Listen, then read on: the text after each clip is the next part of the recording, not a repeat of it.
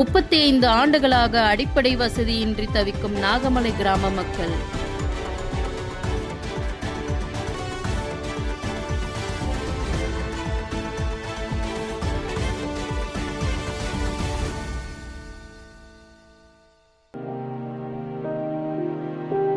கிருஷ்ணகிரி மாவட்டம் சூளகிரி தாலுகா நாகமலை கிராமத்தில் சுமார் 45 குடும்பங்கள் கடந்த 35 ஆண்டுகளுக்கும் மேலாக அடிப்படை வசதிகள் இன்றி வாழ்ந்து வருவதாக அப்பகுதி மக்கள் வேதனையுடன் தெரிவிக்கின்றனர். மின்சார வசதி, குடிநீர் வசதி உள்ளிட்ட அத்தியாவசிய தேவைகள் கூட இல்லாத நிலையில் அங்குள்ள பல குடும்பங்கள் பிளாஸ்டிக் தார்பாய்கள் மற்றும் கிழிந்த ஓலைகளால் அமைக்கப்பட்ட குடிசைகளில் வசித்து வருகின்றனர். மழை, வெயில் என இயற்கை சீற்றங்களையும் பொருட்படுத்தாமல் பாதுகாப்பற்ற சூழலில் அவர்கள் வாழ்க்கையை நடத்தி வருகின்றனர். இது குறித்து பலமுறை அரசு அதிகாரிகளிடம் மனுக்கள் அளித்துள்ளதாகவும் அதிகாரிகள் நேரில் வந்து ஆய்வு செய்தும் இதுவரை உரிய நடவடிக்கை எடுக்கப்படவில்லை என்றும் கிராம மக்கள் குற்றம் சாட்டுகின்றனர். இந்த கிராமத்தில் 30க்கும் மேற்பட்ட குழந்தைகள் உள்ளதாகவும் அவர்களுக்கான கல்வி மற்றும் பள்ளிக்கு செல்வதற்கான அடிப்படை வசதிகளும் போதுமானதாக இல்லை என்றும் மக்கள் தெரிவிக்கின்றனர். மேலும் பல குடும்பங்களுக்கு பட்டா உள்ளிட்ட அடிப்படை ஆவணங்கள் தொடர்பான பிரச்சனைகளும் இருப்பதாக கூறுகின்றனர். 35 ஆண்டுகளாக எங்கள் வாழ்க்கையில் எந்த மாற்றமும் ஏற்படவில்லை. பலரிடம் மனு கொடுத்தும் எங்கள் பிரச்சனைக்கு தீர்வு கிடைக்கவில்லை. கிருஷ்ணகிரி மாவட்டம் வேப்பனப்பள்ளி தொகுதி நாகமலையில் கிட்டத்தட்ட 45 குடும்பம் அடிப்படை வசதிகள் எதுவுமே இல்லாமல் 30 வருஷமாக கஷ்டப்பட்டு இருக்காங்க. எந்த ஒரு அடிப்படை வசதியில் கரண்ட் இல்லை, சாலை வசதி இல்லை, பட்டா சிட்டா எதுவுமே இல்லை. இப்போ பார்க்குறீங்க, சின்ன சின்ன குழந்தைங்க இருக்காங்க. இங்கே வந்து பாம்பு, விலங்குகள் எல்லாமே வந்துட்டு இருக்கு. அவங்களுக்கு அடிப்படையான பாதுகாப்பு இல்லை. அதனால் நம்ம தமிழக அரசு சிஎம் விஜய் சார் அவர்களுக்கு வந்து அவங்களோட கோரிக்கை வைக்கணும்னு கேட்டாங்க. நம்ம டிவிகே நியூஸ் சார்பாக நமக்கான முயற்சி நம்ம எடுத்து அவங்களுக்கு ஆதரவாக சப்போர்ட்டை நம்ம பண்ண போகிறோம்.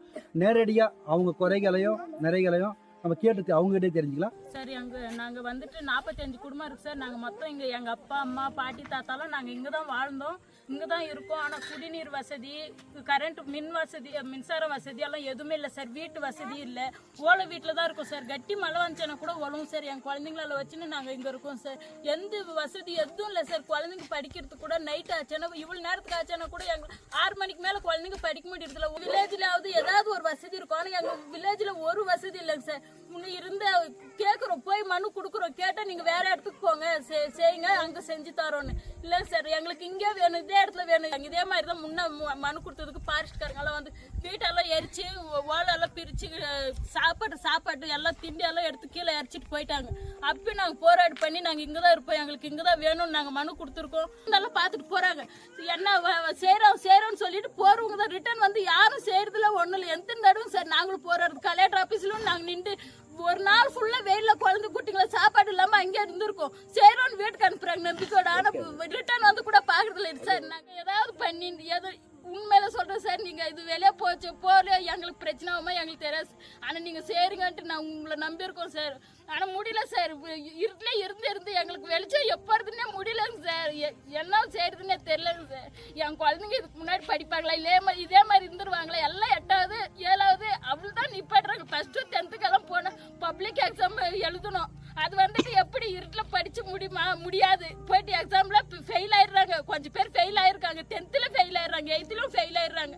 நாங்க எப்படிங்க சார் முன்னுக்கு வரது சொல்லுங்க சார். உங்களுக்கு என்ன அடிப்படை தேவைகள் வேணும் சொல்லுங்க சார். எங்களுக்கு மின்சார வசதி வேணும், வீடு வசதி வேணும், தண்ணீர் சார். எல்லாம் வராங்க, வீட்டுக்கு வராங்க, பட்டா கொடுக்குறீங்க, அதை கொடுக்குற லிஸ்ட் வந்து எடுத்துட்டு போறாங்க. ஜெராசுங்க அதுங்களுக்கெல்லாம் காசு கூலி செஞ்சு காசுங்க போய் ஜெராசுங்க அடிச்சுன்னு வரீங்க. 10-20 ஜெராசுங்க வந்து அடிச்சுன்னு வந்து எல்லாமே எடுத்து போய் லிஸ்ட் கொடுக்குறீங்க. ஒருத்தர் வந்து எதுவுமே பார்க்கல, ஒருத்தர் வந்து எந்த லிஸ்ட்டுமே எடுக்கல. நாங்கள் வேலை போட்டுங்கன்ட்டு மற்ற காசுங்க வந்து கூலி செய்கிற காசுங்க கூட ஜெராசுங்க அடிச்சுன்னு வந்து வீட்டுங்களுக்கு பட்டாங்க கொடுக்குற. லீவ் போட்டுறது 3 நாள் 4 நாள் லீவ் போட்டு மீட்டிங்களுக்கு போயிட்டு வர்றது. ஆனால் ஒருத்தர் வந்து எதுவுமே பார்க்க மாட்டாங்க. நான் அந்த சேர்ந்து தரேன், இந்த சேர்ந்து தரேன், போட்டோ பிடிச்சின்னு போகிறது, ஜெராசுங்க அடிச்சுன்னு போகிறது, லிஸ்ட்டு தருது. எந்த சார் 1 நாள் 2 நாள் லிஸ்ட் எடுத்து காலம் ஃபுல்லா லிஸ்ட் எடுத்துட்டு இருந்தாங்க. எங்க பாட்டி எங்க தாத்தா பிறந்தப்பனுக்கு லிஸ்ட் கொடுத்து போதேசானா ஒருத்தர் அந்த லிஸ்ட் பார்த்து வேலை பட்டுங்கிறாங்க. இந்த மாதிரி காட்டுல ஏதாச்சும் சேர்ந்தாரு இல்லாம செய்யலான்ட்டு ஏதாவது தான் சார் வந்திருக்கிறாங்க. ஏதாச்சும் அவரான வந்து செஞ்சு தராங்க, எங்களுக்கு ஒரு நம்பிக்கை இருக்குது. விஜயனா லாஸ்ட் நாங்க உங்களை தான் நம்பி இருக்கோம் சார். அதுக்கப்புறம் நாங்க வந்துட்டு நீங்களும் எதுவும் செய்யலன்னு எங்களால முடியாது சார். அவ்வளவுதான் சார், எங்க வாழ்க்கைய முடிஞ்சு போன மாதிரி.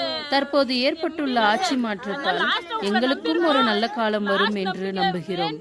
எங்களுக்கான அடிப்படை வசதிகளை மாண்புமிகு முதலமைச்சர் திரு சி. ஜோசப் விஜய் அண்ணா அவர்கள் செய்து தருவார் என்ற நம்பிக்கை எங்களுக்கும் உள்ளது என கிராம மக்கள் உரிமையுடனும் ஏக்கத்துடனும் கண்ணீருடனும் தெரிவிக்கின்றனர்.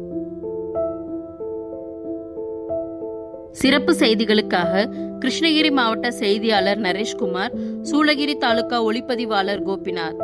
மக்களுடைய கோரிக்கை உங்கள் பார்வைக்காக.